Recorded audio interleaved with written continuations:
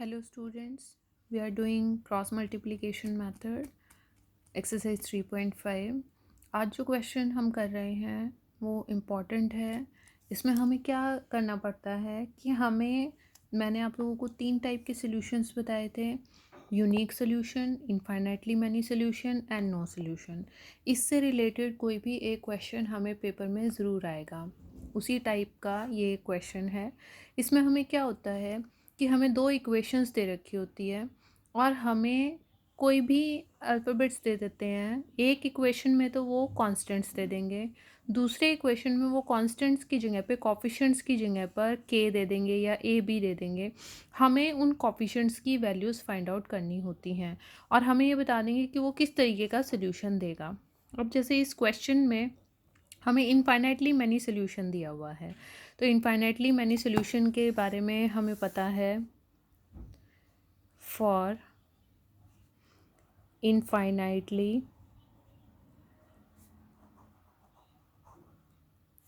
many solution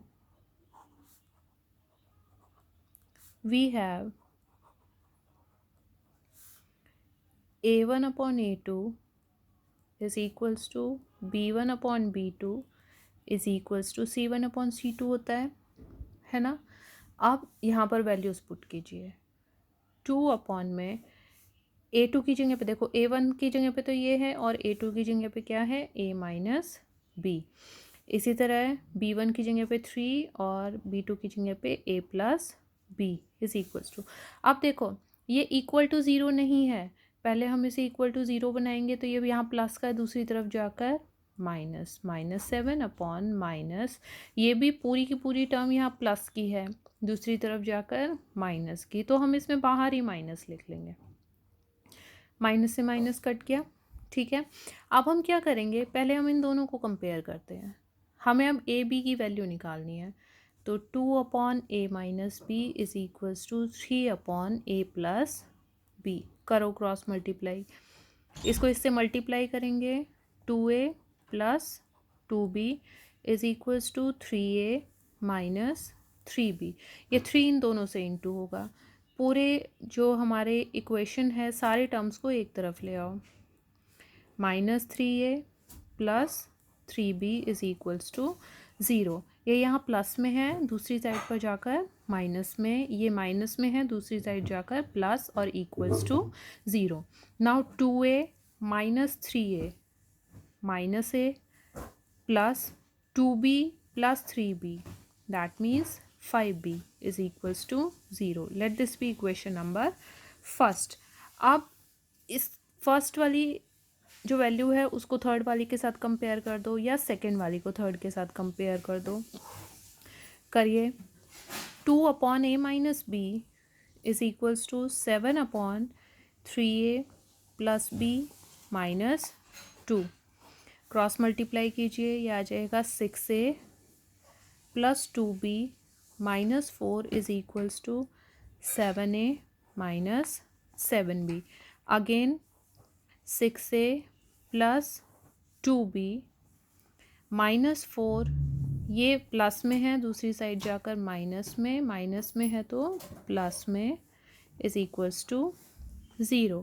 6a minus 7a that means minus a, 2b plus 7b plus 9b, और ये 4 यहाँ minus में, दूसरी तरफ जाकर प्लस में। Let this be equation number 2। अब देखो यहाँ भी माइनस ए है, यहाँ भी माइनस ए है, दोनों को सब्ट्रैक्ट कर दो। सब्ट्रैक्टिंग 1 फ्रॉम 2 क्या आ जाएगा, minus a plus 9b is equals to 4, minus a plus 5b is equals to 0। ये आ गया प्लस माइनस माइनस, ये कैंसिल आउट हो गए। 9 minus 5 4b is equals to 4, b is equals to 4/4, b is equals to 1। अब ये equation b is equals to 1 first में put कर दो, क्या आ जाएगा हमारे पास, minus a plus 5 into b is equals to 0 minus a plus 5 into में 1 is equals to 0, minus a plus 5 is equals to 0, minus a is equals to -5, minus से माइनस कैंसिल हो गया, ए इज़ इक्वल्स टू 5। ये आ गई दोनों values, b is equals to 1 and a is equals to 5। Next जो हमारा इसी क्वेश्चन का सेकंड पार्ट है, बिल्कुल इसी तरीके से होना है। दो इक्वेशंस दे रखी हैं और वो हमें बोल रहा है k की वैल्यू फाइंड आउट करो so that these two equations have no solution. अब फॉर नो सोल्यूशन हमें पता है, नो सोल्यूशन के लिए क्या होता है, we have a1 upon a2 is equals to b1 upon b2 is not equal to c1 upon c2।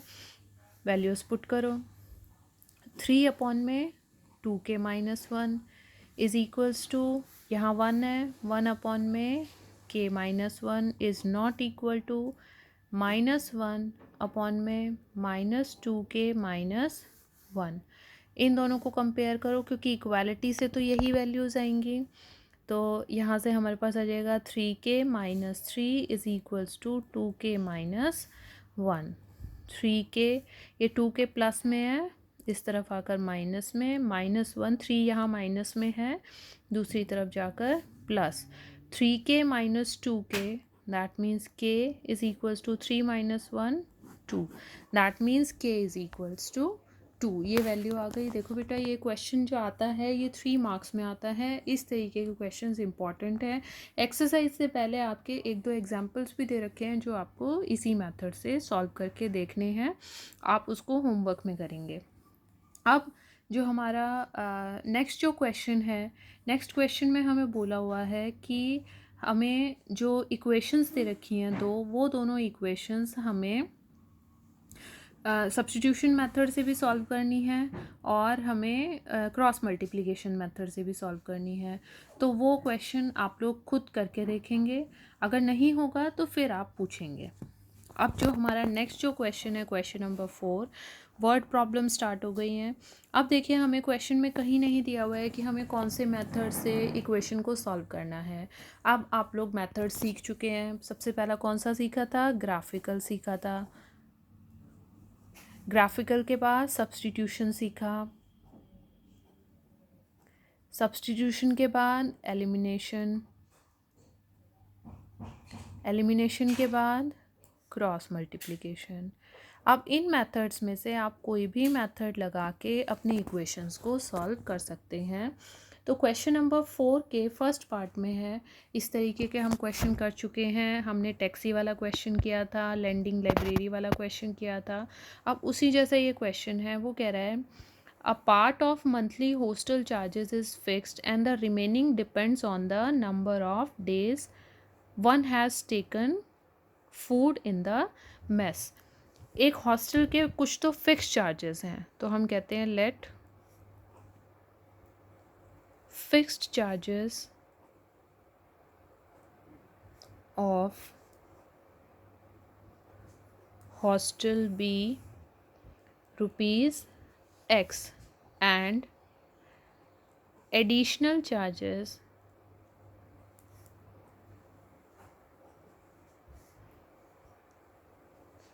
for food per day be rupees Y।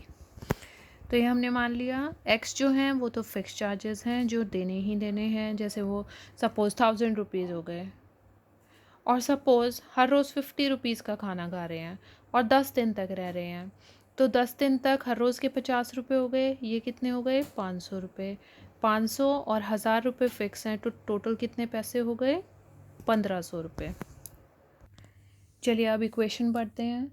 वो कह रहा है when a student a takes food for 20 days she has to pay ₹1000 as hostel charges, whereas a student B who takes food for 26 days pays ₹1180 as hostel charges. Find the fixed charges and cost of food per day.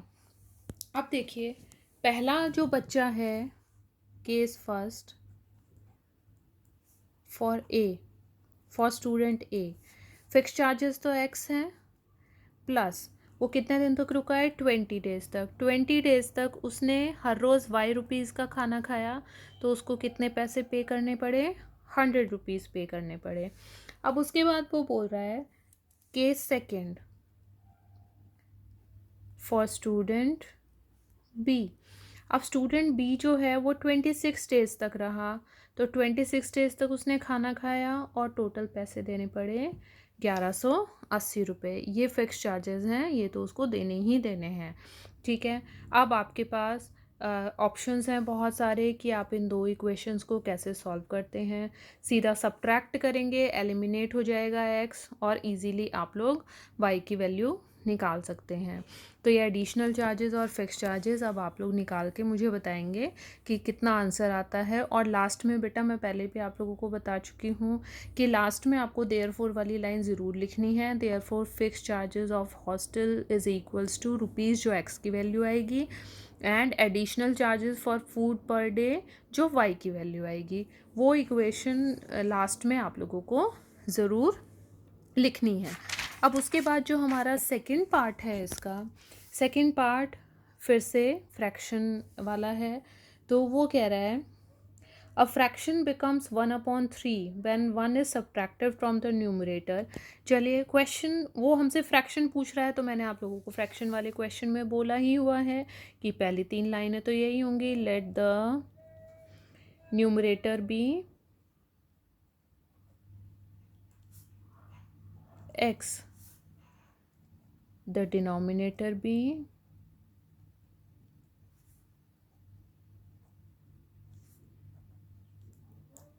y, then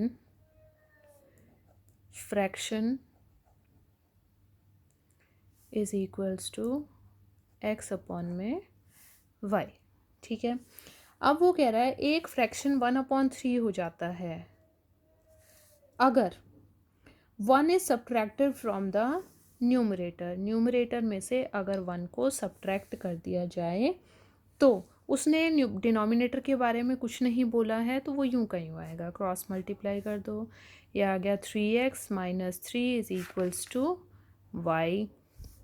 3x, 3 को उस तरफ ले जाओ, constant को एक तरफ और variables को एक तरफ, तो ये आ गई, ये माइनस में आ जाएगा, ये प्लस में चले जाएगा, ये आ गया इक्वेशन नंबर फर्स्ट। ठीक है, उसके बाद वो कह रहा है एंड इट बिकम्स 1/4। फ्रैक्शन जो है वो 1/4 हो जाता है अगर 8 is added to its denominator. 8 is added to its denominator. अब न्यूमरेटर के बारे में कुछ नहीं बोला तो एज इट इज़ आएगा, डिनोमिनेटर के बारे में बोला कि 8 ऐड हो गया, तो क्रॉस मल्टीप्लाई कर दो, ये आ गया 4x is equals to Y plus 8। 4x minus Y is equals to 8। Let this be equation number 2।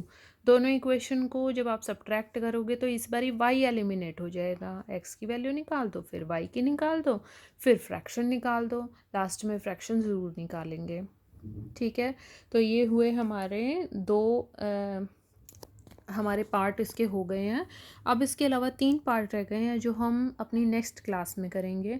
और इस एक चीज़ और ध्यान रखना बेटा, आज आप लोगों को जो होमवर्क है वो ये है कि एक्सरसाइज से पहले 3.4 और 3.5 के बीच में जितने भी एग्जाम्पल्स हैं वो सारे एग्जाम्पल्स भी आप लोग करके दिखाएंगे, क्योंकि इम्पॉर्टेंट हैं। 3 मार्क्स में बहुत ज़्यादा चांसेस हैं कि ये आते हैं, इसलिए आप वो क्वेश्चन ज़रूर करेंगे।